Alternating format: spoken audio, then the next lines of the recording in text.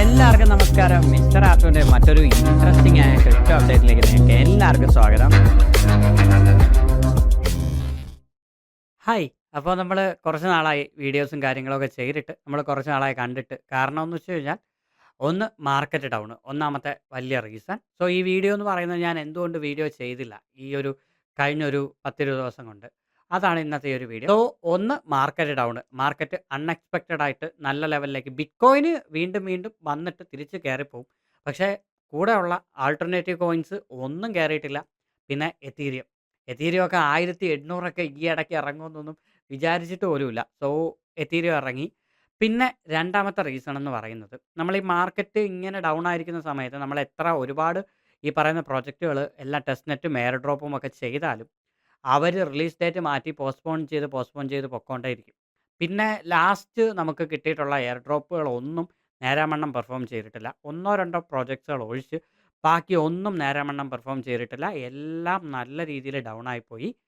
പിന്നെ യൂട്യൂബിൻ്റെ ഭാഗത്തുനിന്ന് വലിയൊരു പണി കിട്ടിയിട്ടുണ്ട്. യൂട്യൂബിൻ്റെ ഭാഗത്ത് വളരെ മുട്ടൻ പണി എന്ന് പറഞ്ഞു കഴിഞ്ഞാൽ ഈ മെയിനായിട്ട് ഫിനാൻഷ്യൽ ഇൻഫ്ലുവൻസേഴ്സ്, ക്രിപ്റ്റോ യൂട്യൂബേഴ്സ് ഇവർക്കെല്ലാം അതായത് അത് ഓൾറെഡി കഴിഞ്ഞ നവംബർ, ഡിസംബർ ആയ സമയം മുതലേ ഞാൻ ഈ പറയുന്ന നമ്മുടെ ട്വിറ്ററിൽ വരുന്നുണ്ടായിരുന്നു. ട്വിറ്ററിൽ ഇങ്ങനെ ഓരോ യൂട്യൂബേഴ്സ് ഇങ്ങനെ ഇടുന്നുണ്ടായിരുന്നു. അവരുടെ ചാനൽ പോയിട്ടുണ്ട്. അവരുടെ ചാനൽ പെട്ടെന്ന് യൂട്യൂബ് ഡിലീറ്റ് ചെയ്ത് കളഞ്ഞു. ഒരു കാര്യവും ഇല്ലാതെ പെട്ടെന്ന് അവരുടെ ഒരു വീഡിയോസ് എല്ലാം കോപ്പിറൈറ്റ് അടിക്കുന്നു. അപ്പോൾ ഞാനിങ്ങനെ കണ്ടിട്ട് എനിക്ക് പരിചയമുള്ള 1-2 ഇൻഫ്ലുവൻസേഴ്സ് അതായത് ക്രിപ്റ്റോ യൂട്യൂബേഴ്സിന് ഞാൻ അയച്ചു കൊടുത്തു. നമുക്കുള്ള അടുത്ത പണി വരുന്നുണ്ട്. കെയർഫുൾ ആയിട്ടിരിക്കാൻ പറഞ്ഞു. അപ്പോഴാണ് അടുത്ത പണി വരുന്നതെന്ന് പറഞ്ഞാൽ നമ്മുടെ എല്ലാം ഫേവറേറ്റ് ആയ ക്രിപ്റ്റോ മലയാളം മഹേഷ് ചേട്ടൻ.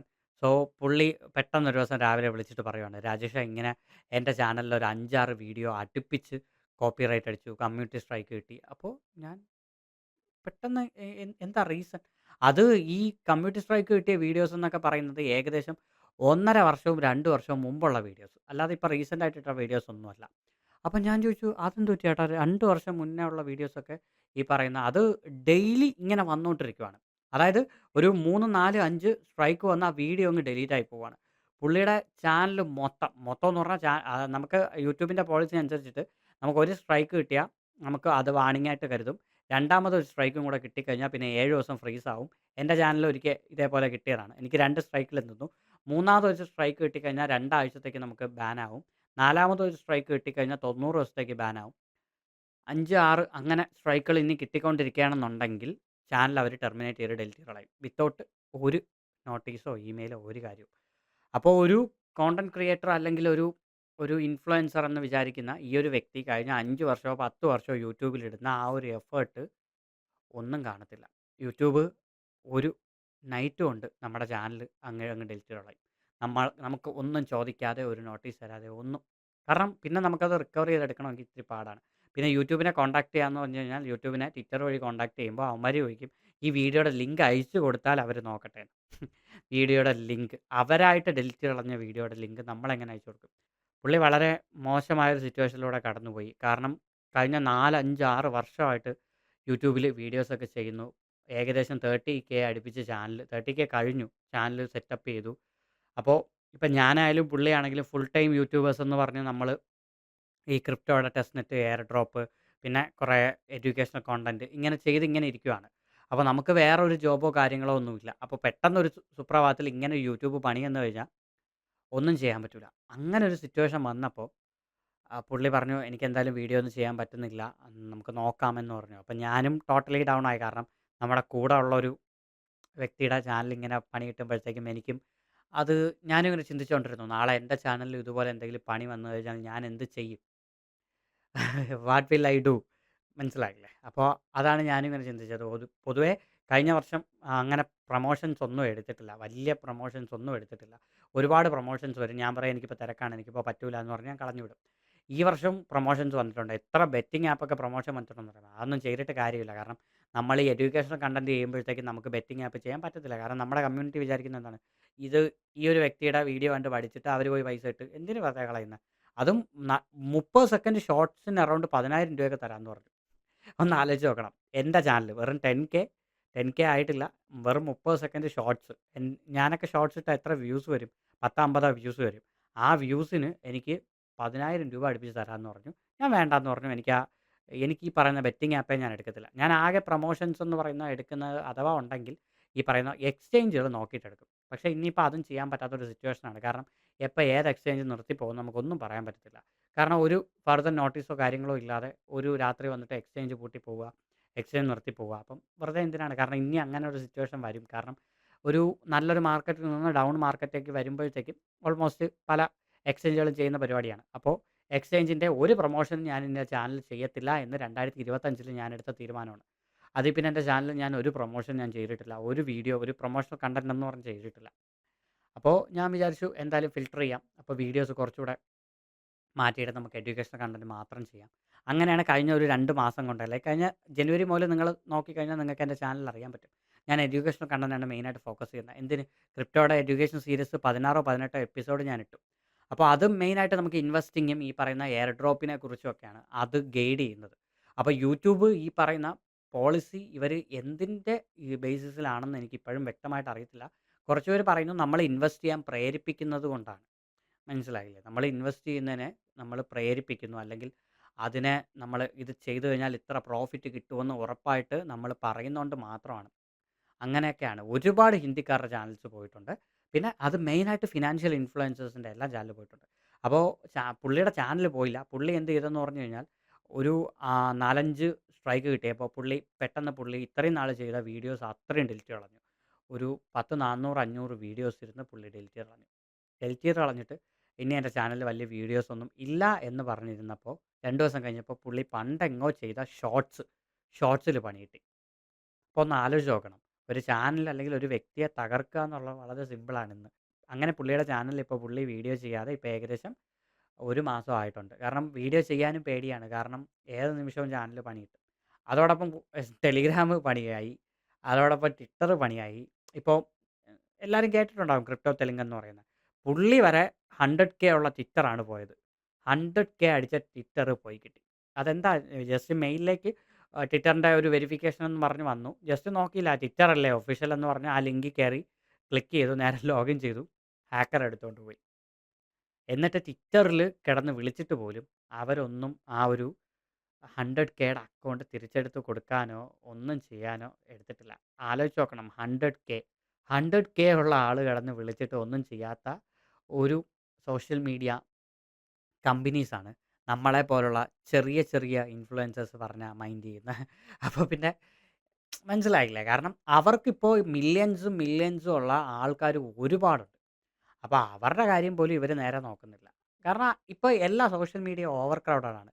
പണ്ടത്തെ പോലെ ഇവർ ഈ പറയുന്ന സോഷ്യൽ മീഡിയയിലേക്ക് വരൂ, വീഡിയോ ചെയ്യൂ, കോണ്ടന്റ് ചെയ്യൂ എന്ന് പറയുന്ന ഒരു സിറ്റുവേഷൻ അല്ല ഇപ്പോൾ. ഇപ്പോൾ LKG പഠിക്കുന്ന കുട്ടികൾ വരെ യൂട്യൂബും ഇൻസ്റ്റാഗ്രാമും ഫോണും വ്ളോഗും ആയിട്ട് ഇറങ്ങിക്കൊണ്ടിരിക്കുകയാണ്. അപ്പോൾ അങ്ങനെ വരുന്ന സിറ്റുവേഷനിൽ ഓവർ ക്രൗഡഡ് ആയിരിക്കുന്ന ഈ ഒരു പ്ലാറ്റ്ഫോമിൽ ഫിൽട്രേഷൻ അത്യാവശ്യമാണ്. എനിക്ക് തോന്നുന്നു അതായിരിക്കും മേ ബി റീസൺ. അപ്പോൾ എൻ്റെ ചാനലിലെ ഒരുപാട് വീഡിയോസ് ഞാൻ ഡിലീറ്റ് കളഞ്ഞു. എന്തിന് വെറുതെ കോപ്പിറൈറ്റ് അടിക്കുന്നത്? അതും എൻ്റെ ചാനലെന്ന് പറയുമ്പോൾ മെയിനായിട്ട് വരുന്ന വീഡിയോസ് എന്ന് പറഞ്ഞാൽ ക്രിപ്റ്റോയുടെ ന്യൂസാണ് ഞാൻ മെയിനായിട്ട് ചെയ്തുകൊണ്ടിരുന്നത്. അതായത് ഡെയിലി ന്യൂസ്, മാർക്കറ്റ് അപ്ഡേറ്റ്സ് അങ്ങനെയുള്ളത്. അപ്പോൾ അങ്ങനെയൊക്കെ വരുമ്പോൾ നമുക്ക് ഒരുപാട് വീഡിയോസ് ആവും. ചാനലിൽ 10, 600 വീഡിയോ ഉണ്ടായിരുന്നു. ഞാൻ അറൗണ്ട് 500 വീഡിയോസ് കൂടുതൽ ഡിലീറ്റ് കളഞ്ഞു. ഇപ്പം ആകെ 100 വീഡിയോസ് താഴെയാണുള്ളത്. അതും പല വീഡിയോസും നല്ല എഫേർട്ട് ഇട്ട് ക്യാമറയിൽ ഇതേപോലെ റെക്കോർഡ് ചെയ്ത വീഡിയോസാണ്. അപ്പോൾ അതുകൊണ്ട് ഞാൻ വിചാരിച്ചു എന്തായാലും ഇനി വീഡിയോസൊക്കെ ഫിൽട്ടർ ചെയ്തിടാം. ഞാൻ എൻ്റെ ആ ഒരു ബിഗിനേഴ്സ് ഗൈഡ് വീഡിയോയിൽ ഏകദേശം 18, 19 വീഡിയോസ് ചെയ്തതിൽ നിങ്ങൾക്കിപ്പം ഏകദേശം നല്ലൊരു ഐഡിയ കിട്ടിക്കാണുമെന്ന് വിശ്വസിക്കുന്നു. ആ വീഡിയോ അത്രയും നിങ്ങൾ കണ്ടിട്ടുണ്ടെങ്കിൽ നിങ്ങൾക്ക് എങ്ങനെയാണ് ഈസി ആയിട്ട് നമ്മുടെ എയർ ഡ്രോപ്പും കാര്യങ്ങളൊക്കെ സെറ്റ് ചെയ്യുന്ന കാര്യങ്ങളെല്ലാം നിങ്ങൾക്ക് മനസ്സിലായി കാണും. എങ്ങനെ നമുക്ക് അക്കൗണ്ട് ഉണ്ടാക്കാം, എല്ലാ കാര്യങ്ങളും. സോ ഇതൊക്കെ പറയാനും പേടിയാണ്. കാരണം മഹേഷ് ചേട്ടൻ്റെ ബൈനാൻസിൻ്റെ വീഡിയോയ്ക്ക് കോപ്പിറൈറ്റ് അടിച്ചെന്ന് ആലോചിക്കുമ്പോഴാണ് എനിക്ക് വിഷമം. അതായത് ഹൗ ടു സെറ്റപ്പ് ബൈനാൻസ്, അതായത് ബൈനാൻസ് എങ്ങനെ രജിസ്റ്റർ ചെയ്യാം എന്നുള്ളൊരു വീഡിയോയ്ക്ക് കോപ്പിറൈറ്റ് അടിച്ചിരിക്കുന്നു. എന്താണ് ഇവിടെ നടക്കുന്നത്?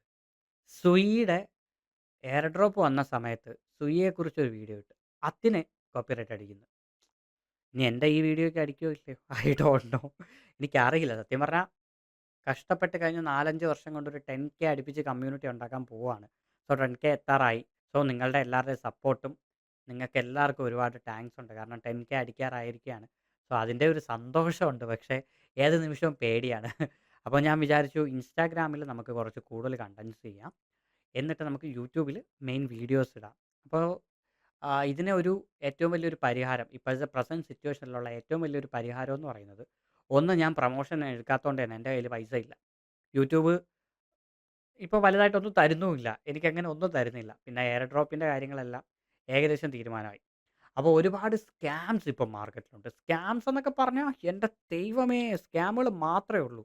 അതായത് ഒരു സ്കാം ഒരു പുള്ളിക്കാരൻ എനിക്ക് കഴിഞ്ഞ ആഴ്ച ഇൻസ്റ്റാഗ്രാമിൽ അയച്ചിട്ട് എനിക്ക് നല്ല വിഷമം തോന്നിയത്.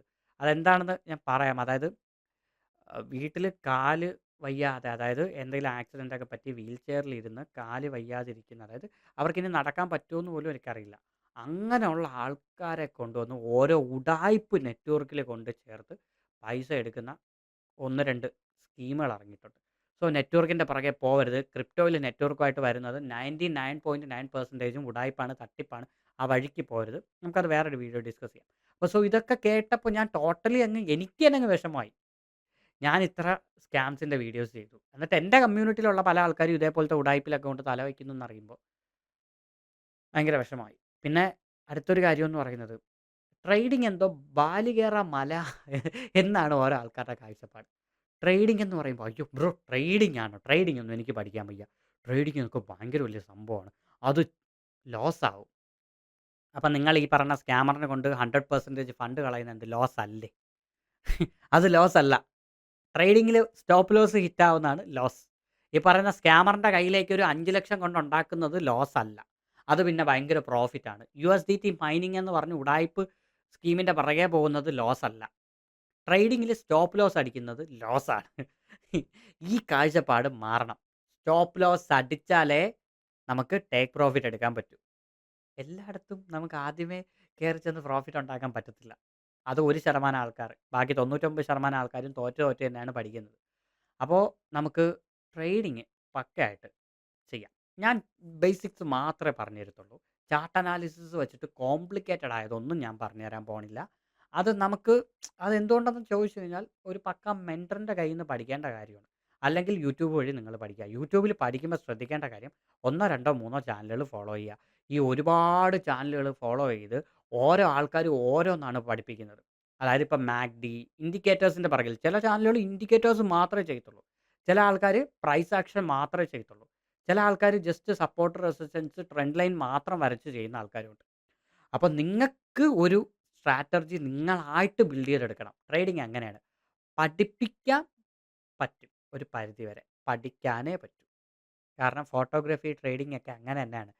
അതായത് സൈക്കിൾ ചവിട്ടാൻ എങ്ങനെയാണെന്ന് നമുക്ക് പറഞ്ഞുതരാം. പക്ഷെ ചവിട്ടേണ്ടത് നിങ്ങളാണ്. അതേപോലെ തന്നെയാണ് എനിക്കും പറയാനുള്ളത്. ട്രേഡിംഗ് എന്ന് പറയുന്നത് ഭയങ്കര വലിയൊരു സംഭവം അല്ല. എന്നാൽ ടൂ മച്ച് എളുപ്പവും അല്ല. ഒന്ന് ഇരുന്നാൽ മതി. ഒരു ഡിഗ്രി ആണെങ്കിൽ നിങ്ങൾക്ക് 3 വർഷം കളയണം. പക്ഷെ ട്രേഡിങ്ങിൽ അതേപോലെ ഒരു 3 വർഷം നിങ്ങൾ കളഞ്ഞാൽ നിങ്ങൾക്ക് ബാക്കി ഫുൾ ലൈഫ് നിങ്ങൾക്ക് സ്വന്തമായിട്ട് ലോകത്തിൻ്റെ ഏറ്റവും വലിയ ട്രില്യൺ മാർക്കറ്റ് നിങ്ങളുടെ കയ്യിലിരിക്കും. സ്റ്റോക്ക് മാർക്കറ്റ്, ഫോറക്സ്, ക്രിപ്റ്റോ ഈ 3 മാർക്കറ്റിലും വരുന്നത് മെയിനായിട്ട് ചാർട്ട് അനാലിസിസും കാര്യങ്ങളൊക്കെ തന്നെയാണ്. എവിടെ വാങ്ങിക്കണം, എവിടെ വിൽക്കണം. ഇത്രയേ ഉള്ളൂ സംഭവം. ഇത് പഠിക്കാനാണ് കുറച്ച് സമയം സ്പെൻഡ് ചെയ്യാൻ പറയുന്നത്. അപ്പോൾ അവർക്കൊന്നും വയ്യ. അപ്പം ഞാൻ വിചാരിച്ചു കുറച്ച് ബേസിക്സ് ഞാൻ പറഞ്ഞുതരാം.